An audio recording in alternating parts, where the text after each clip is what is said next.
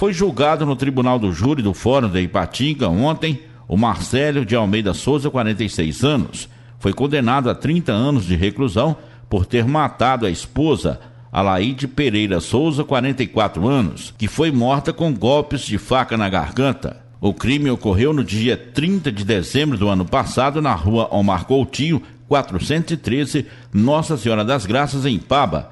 Depois, ele ainda tentou se matar, sendo impedido pelos filhos. Na ocasião, Marcelo de Almeida foi preso em flagrante. O júri foi presidido pelo juiz João Paulo Júnior, da Vara de Execuções Penais da comarca de Ipatinga. O promotor de justiça que atuou na acusação foi Jonas Júnior Linhares Costa Monteiro. Disse que todas as qualificadoras, feminicídio, motivo torpe, meio cruel, que dificultou a defesa da vítima, foram aceitas. Marcelo de Almeida foi sentenciado por homicídio quadruplamente qualificado, majorado, 30 anos de reclusão. Os advogados Matheus Gomes e Rodrigo Márcio, que atuaram na defesa do réu, anunciaram que vão recorrer da sentença. Trazendo aqui dentro do plantão policial a participação do advogado Dr. Matheus Gomes Martins Coelho, advogado de defesa, quem está conosco aqui dentro do plantão policial e vai nos relatar detalhes de todo o julgamento de ontem. Doutor Matheus, boa tarde. Opa, boa tarde, J. Passos. É um prazer estar na presença de uma lenda do jornalismo aqui do Vale do Aço, sempre mantendo informado a população, J. Passos. Pois bem, vamos começar aqui com a análise do caso, né? Foi um homicídio com 4 qualificadoras, né? Um homicídio quadruplamente qualificado, que foi o homicídio cometido pelo Marcélio contra a sua ex-esposa, né? Eles estavam separados já estava em fase final de divórcio, estava só aguardando a assinatura dela, mas infelizmente o fato veio ocorrer, né? Foi um homicídio motivo torpe, com a qualificadora do motivo torpe, do meio cruel, dificultou a defesa da vítima e do feminicídio. E o feminicídio ainda teve uma causa de aumento de pena que supostamente cometido na presença de descendente. Isso que acabou, infelizmente, chegando na pena de 30 anos, né? O Conselho de Sentença acatou todas as teses do Ministério Público e o Dr. João Paulo sentenciou a 30 anos de prisão. Agora, o senhor disse aí que o crime foi cometido na presença dos descendentes. E a casa tem 2 pavimentos. Os filhos estavam no mesmo andar do homicídio? Então, J. Passos, é isso que é interessante que a gente bateu nisso, não só no júri, mas até mesmo na audiência de pronúncia, que é uma etapa anterior ao tribunal do júri. A casa são 2 pavimentos com entradas independentes e isso foi comprovado através de depoimento dos próprios filhos. Tanto que um dos filhos nem presente na casa de baixo ele estava. Ele chegou depois e encontrou o Marcélio, que é o autor do crime, após o cometimento do crime. Então ele só viu porque ele estava sujo de sangue. E o outro filho, ele estava na casa de baixo, dormindo. Ele mesmo fala no seu depoimento que ele faz uso de remédio controlado para dormir. Então, nenhum dos dois estavam presentes na hora do fato, estavam em casas diferentes. Um exemplo bem colocado para esse caso é um prédio. Então, se o homicídio acontece no andar de baixo, o descendente está no andar de cima, então seria na presença do descendente? É uma história assim que não bate. Então tem prova contrária nos autos a isso, mas infelizmente os jurados entenderam de maneira diferente.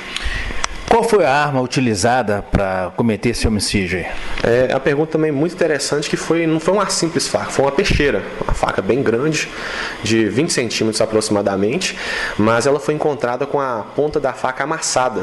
Ela não estava toda retinha, como se ela tivesse só cortado. Estava pontiaguda, não? Não estava pontiaguda. Então nós também entendemos que teve uma luta corporal. Tanto que até no laudo, o perito, o médico legista, ele fala que ele suspeita de ter tido uma tentativa de defesa, de ter havido luta corporal.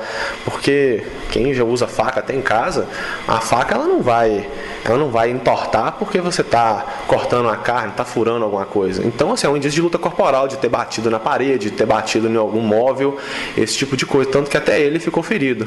Mas, infelizmente, também os jurados entenderam de uma maneira diferente. O fator motivacional para esse feminicídio? Nós conversamos com o Marcélio, ele nos informou que o que levou ele até a casa da vítima, né, o andar de cima, outra entrada, tanto que nem os filhos que foram os primeiros a chegar, nem os policiais militares, nem mesmo o legista constatou sinais de arrombamento na casa. Então nós entendemos que ele foi convidado a entrar nessa residência. Foi confirmado pelos dois filhos do casal que eles estavam em um processo final de divórcio e só faltava que ela assinasse a separação. Ele queria assinar a separação e, segundo a promotoria, o motivo do homicídio teria sido dinheiro. Mas é uma afirmação totalmente falaciosa, pois conforme o próprio depoimento dos filhos, que eram as pessoas mais próximas ali da vítima e do acusado, eles falam que a casa já estava dividida e que era o Marcélio que sustentava a ex-mulher e os dois filhos. Então não tem cabimento. Ele, no caso, seria a galinha dos ovos de ouro. Então a motivação do crime, ela não é por dinheiro. Ele nos contou que eles foram conversar sobre a questão do divórcio. Ele queria separar e ela não quis. Ela estava receosa, segundo o filho, por questão de patrimônio, mas a casa já estava dividida. E na discussão ela teria proferido algumas ofensas que ele falou, ele mesmo afirma isso, que ele perdeu o controle e que ele não destruiu só a vida dele, mas como destruiu a vida dos filhos dele também. Porque o Marcélio já tem quase 50 anos de idade, ele nunca teve uma passagem, tem carteira assinada, então ele não faz um perfil vamos dizer assim, de um bandidão. Ele já tem uma idade bem avançada. Então, assim, nós entendemos que foi a circunstância do fato que levou ele a fazer isso. Não foi uma questão totalmente premeditada, uma coisa planejada. Até mesmo se fosse planejada, ele teria N outras formas de cometer esse crime, até mesmo dificultar o trabalho do Ministério Público, da Polícia Civil e da Polícia Militar para localizar ele. Entendeu? Com relação ao comportamento dos filhos quando do julgamento lá, qual foi a reação? Porque me lembro perfeitamente quando eu entrevistei o acusado, os filhos estavam revoltados, não estavam aceitando de forma alguma a situação. E com o passar do tempo, qual foi o comportamento deles agora? Ô JPass, então, os filhos ao chegarem no tribunal, eles prestaram seu depoimento, até mesmo durante a audiência, nós sempre deixamos claro que nós não tínhamos nada contra a vítima, que nós não tínhamos nada contra eles e que nós só estávamos fazendo o nosso trabalho, que é defender o nosso cliente. Tanto que nós deixamos bem claro, não só para o Marcélio, mas como para todos os nossos clientes, a situação real. A gente não é de prometer coisas, porque o advogado não faz milagre, é um serviço de meio. E também o seguinte, que nós faríamos de tudo o impossível para defendê-lo da melhor forma possível. E acabou que no final da audiência, após a condenação, teve até uma reconciliação entre os filhos e o pai. Eles conversaram um pouco, sabe?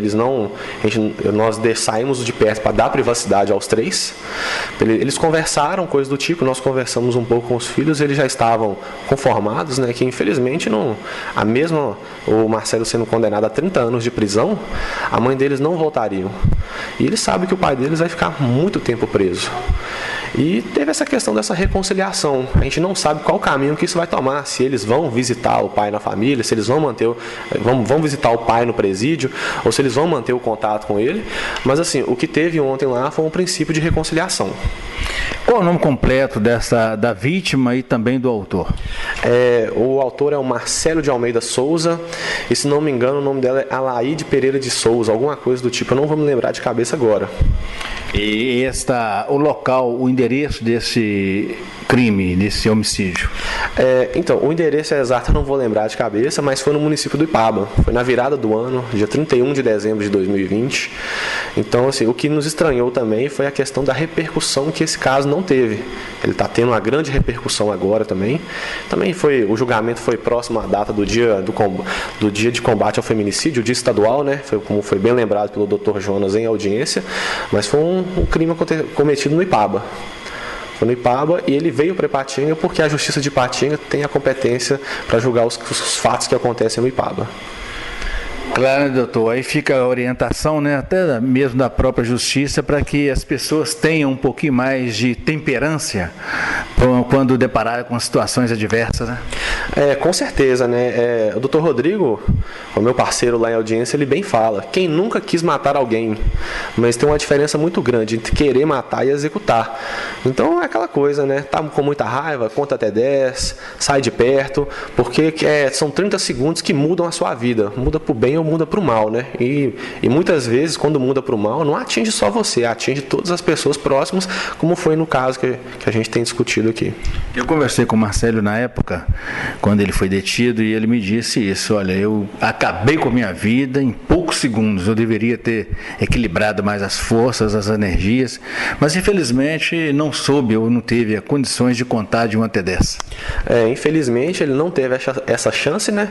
Mas para todos os ouvintes que acompanham o plantão, que fiquem atentos a isso, nunca se deixem tomar pela raiva, porque a raiva, infelizmente, ela leva a consequências imprevisíveis. E como ele bem disse pra gente, que ele amava ela também, mesmo estando separado, eram 20 anos de casado, e ele, além de matar a pessoa que ele amava, ele acabou com a vida dele e dos filhos, né? Infelizmente, levou a uma consequência trágica, né?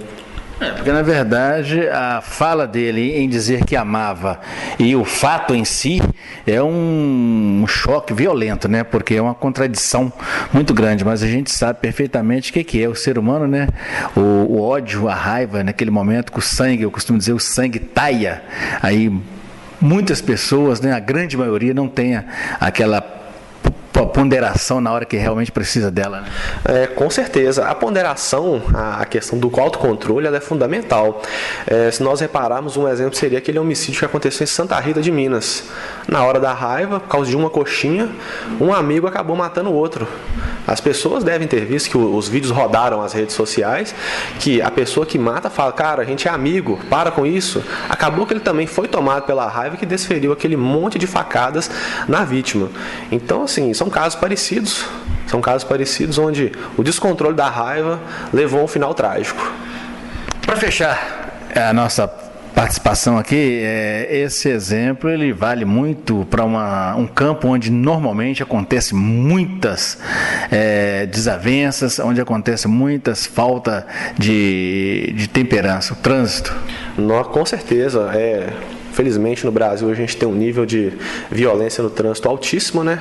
Muitas vezes as pessoas acompanham, aqui na região já teve casos, mas é muito comum, principalmente em grandes cidades, onde as pessoas vivem estressadas. Encostou no carro, deu uma fechada, o outro já chega, saca uma arma e já mata o outro, ou então muitas vezes não tem nada a ver, atropela uma pessoa na rua.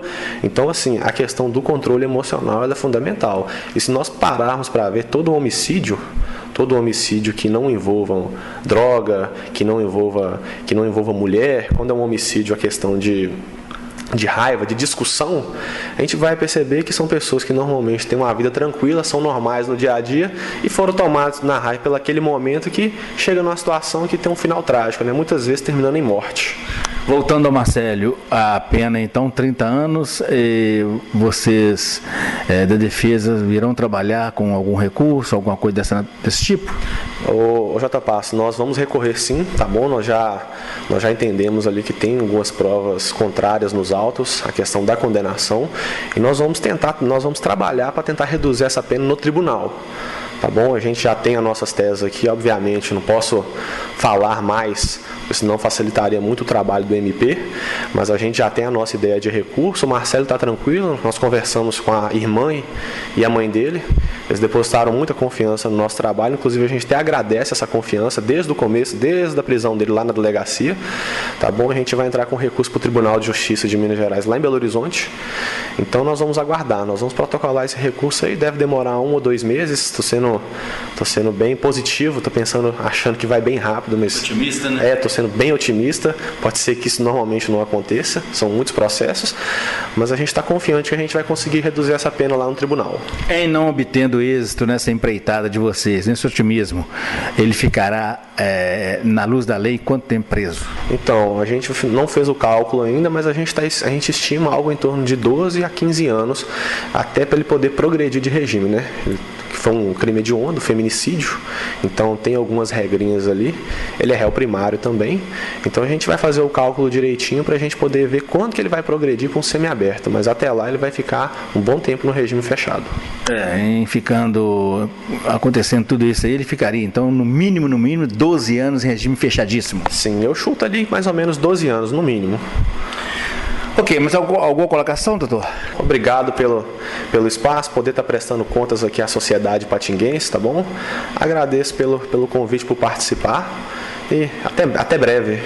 Ok, portanto aí, o advogado de defesa daquele caso do feminicídio na cidade de Ipaba, o Marcélio, o doutor Matheus, sem tropeço, seu nome e endereço, repórter J. Passos.